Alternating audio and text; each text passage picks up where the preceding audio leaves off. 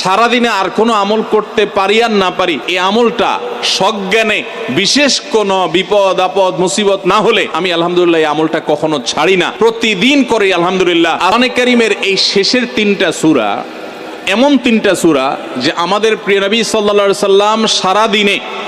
সবচাইতে বেশি সংখ্যক বার যেই সূরাগুলোকে ওয়াজিফা হিসাবে আমল হিসাবে পড়ার নির্দেশ দিয়েছেন কোরআনে কারীমের, সেই সূরাগুলো হলো এই 3টা সূরা। এই 3টা সূরা দিনে এবং রাতে যত বেশি সংখ্যক বার পাঠ করতে হয়, অন্য কোন সূরা এমনকি অন্য কোন দোয়া এত বেশি সংখ্যক বার পাঠের নির্দেশ কোরআনে অথবা হাদিসে কোথাও দেওয়া হয় নাই। তাহলে এই 3টা সূরার মর্যাদা, এর কি মর্তবা, এর কি বৈশিষ্ট্য,